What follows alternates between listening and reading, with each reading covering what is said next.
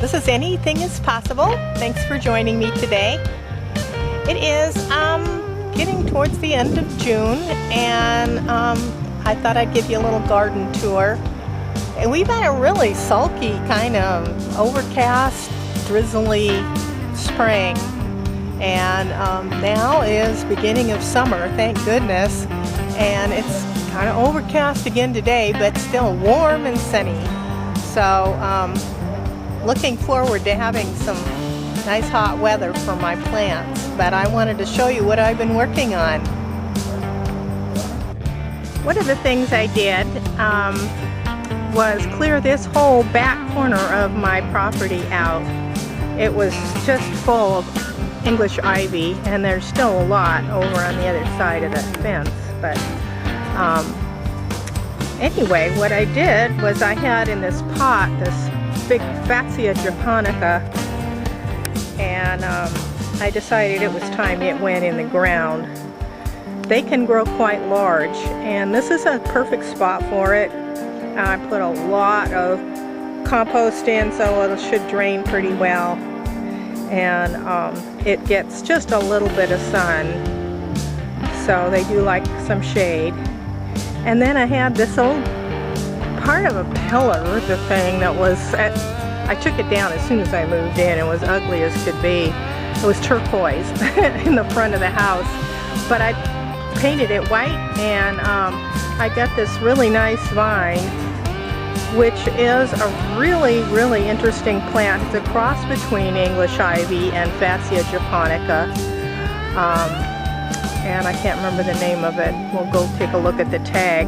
But it's a variegated leaf, and it will grow up into a nice vine that I can train up against the fence. So here's the tag. Let's see. I'm not that good with these new plants. There it is. Angiostar. It's called Fat Shadera, cross between the Fatsia japonica and the English ivy. And it's just got really gorgeous variegated leaves. And then over, in the part that's been planted for a while, this is a trillium that just lives there. It's a native, and it comes up every year and it blooms.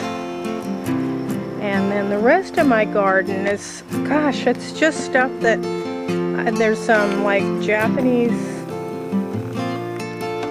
kind of grasses that I planted in there, and I thought I pulled them all up and replanted them someplace else, but they're coming up all over the place, so I'm real happy with that. And unfortunately some lemon balm, lots of columbine, which I adore, and some other grasses that I planted. And this is a pot that was just a real ugly little pot, and I spray painted it blue. And it's got these double impatiens and some really nice kind of lemon lime green colored coleus. And continuing on with my tour, my green gazing ball, and a really nice Japanese maple that somebody gave me, and some azaleas, and lots of lemon balm, which I'm just going to have to get in and dig out. This is called Painter's Palette. It's got really, let's see if I can stand so it's in the shade and you can see. I love the leaves on it. Another azalea.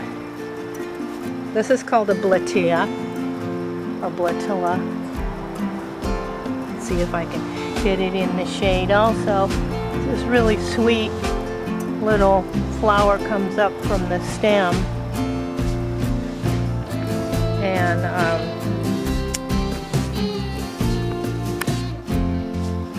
let's see, my Ganesha. I love him. He's sweet and a wonderful hosta. And then these are native irises that bloom in spring. and some ferns. So overall, I'm really happy with the shade garden. This is what it looks like from a distance, and then entering in, there's hydrangeas, and I planted a rhododendron. I have a hard time keeping hydrangeas alive here. It's just, they take so much water. But all of these will, a lot of these will grow kind of tall eventually. They're small now, but they'll be probably 6 feet tall in another 5 years or so, maybe less. That's my orchard out there. I've been working pretty hard on this little tropical garden, so to speak. I've got cannas. This is a Rudbeckia. Don't look at my pile of weeds in the front. And a kumquat tree that I planted. It was very small. And then back in there I just planted today some grasses. And this really, really beautiful Alstroemeria flower. And oh darn, it looks like I broke off now. See, I'm such a hole in the china shop. I broke off the buds for my daylily. Oh, that just breaks my heart. Well, maybe it'll be stronger because of it. Anyway, I love this geranium. And the dahlias. They're getting a little faded right now. This is a wonderful banana that I have to bring into the patio in winter, but it's called Red Abyssinian, and it's just, look at the leaves, they're just yummy, just so yummy. And this one's unfurling in the middle. And then I just got this lower bed done today. I'm very happy with it. It's just got all kinds of hot pinks and salmons, and kind of the colors of the garden are that salmon colors and cobalt blue. That's why I spray paint these pots cobalt blue, because it just really sparks a lot of color. These pieces of wood that I put down in front are pieces of firewood that were too long for my firebox, and rather than bothering to cut them, and that huge chunk at the end, I just kind of liked it when they took down the tree in the front. I just decided to put that at the end. So all of those things are just baby plants, and they'll grow up and be gorgeous. I planted another banana. It's just growing here. I just barely got it planted yesterday. Passion flower vine that I have growing up over the trellis that I built.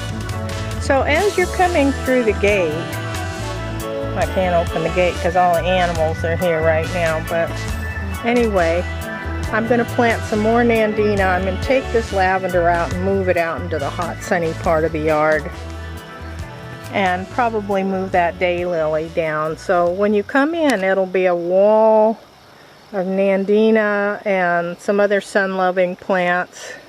And then over here is kind of a shady area with the azalea and the Japanese maple.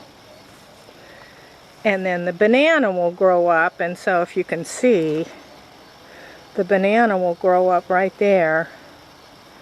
Next to the palm and the Japanese maple and everything. This little tree is a volunteer crab apple, and I'm going to take that out. These are my girls. My hands. This is another view of the little garden that I just finished today. A little tropical garden. When those plants grow up, it'll look really, really nice.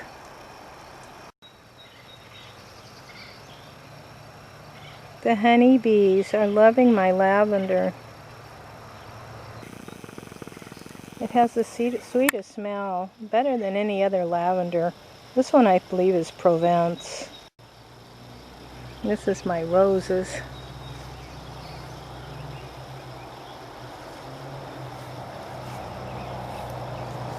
Beautiful roses. This one is called Honey Nectar. This one, we don't know what the name of it is. It was from my dad's house. That's a beautiful salmon color. And some more lavender. I've got lavender everywhere. This is hibiscus. That's got absolutely enormous blooms when it gets ready, and a canna in a pot. And here we are at my veggie garden.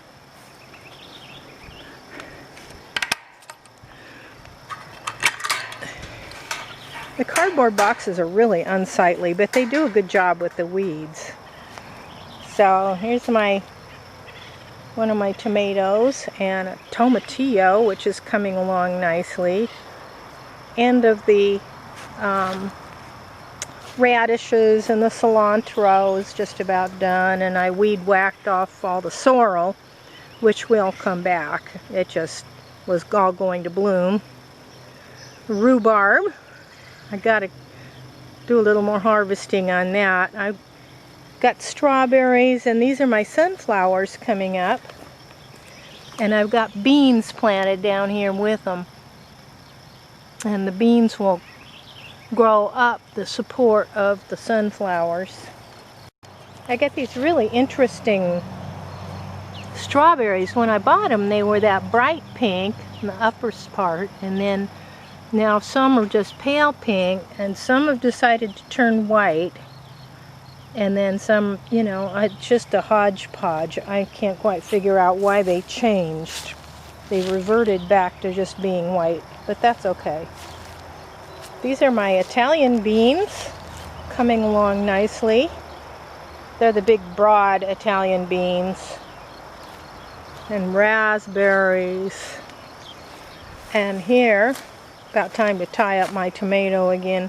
I get tomatoes and bush beans and epazote and squashes, more bush beans, got 3 tomatoes here, which are just doing beautifully. Gave a good fertilizing yesterday. Oh, look here. We got ourselves a little baby squash. These are really so good. They're called a custard squash. It's kind of a patty pan, only it's got a little top knot on it. And I've got peppers and some more bush beans coming in there, a sunflower, and some more, I think those are zinnias that I planted. This is basil. It was doing terribly, and I fertilized it yesterday, so you can see the new growth is beautiful green. These are my melons. They're just a little bit small, but I think they'll take off. And more epazote. I had so much epazote I made for the plant sale. Nobody wanted it. So, and here's my sugar snaps. They're still producing. They are so good. I come out just about every day, and there's more peas. And they are so crunchy and good. And here's a yellow zucchini. I got some kind of problem, but you know, again, I fertilized yesterday and things are already greening up, so I think it just was not enough nitrogen. And poor little loofah, it's just not happy. There was one that died completely on the other side. It was just all this sulky weather we had. You know, they like good hot weather. More squash. Tomatillo.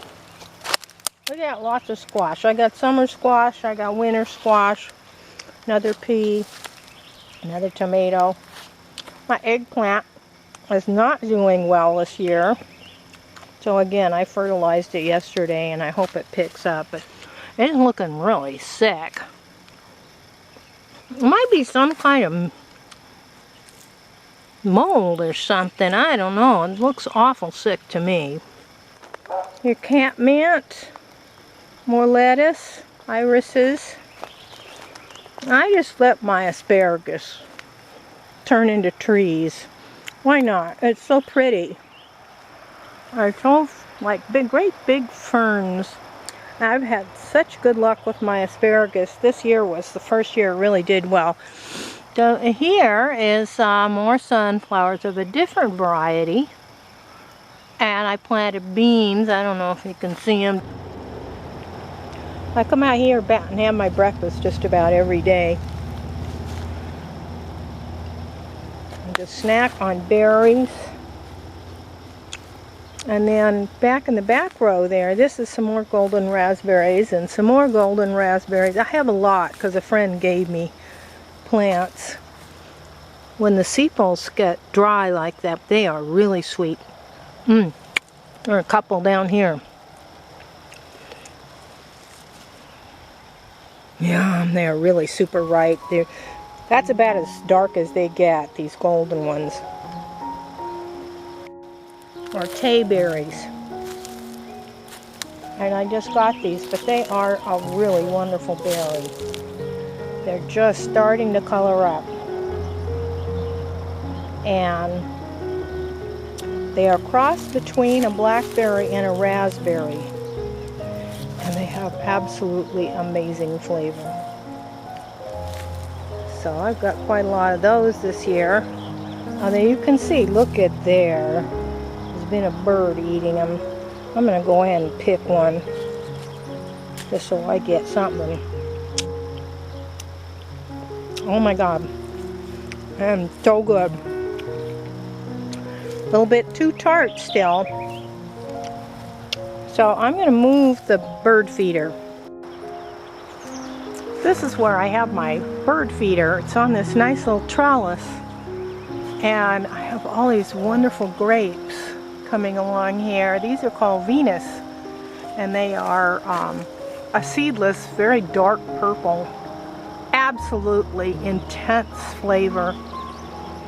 But they will get eaten by the birds, and so will most of the berries. So anything that starts turning red, they just get attracted to. So I am going to move this bird feeder probably over into the orchard area because there's nothing really bearing there yet.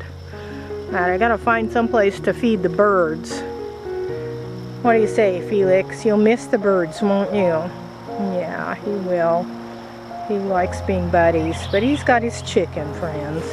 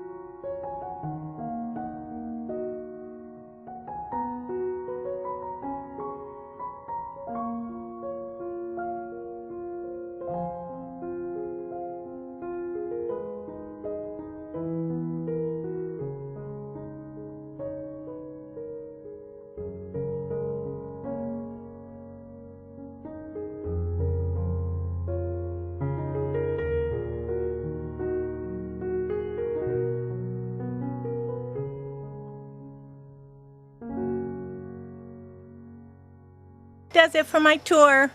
Thanks for joining me. If you liked it, give it a thumbs up and subscribe. I'm not posting too much these days because I'm just so busy in the garden, and I've got a new batch of foster kittens right now. But I'm always up to something, and I'll share it when I can. Bye-bye.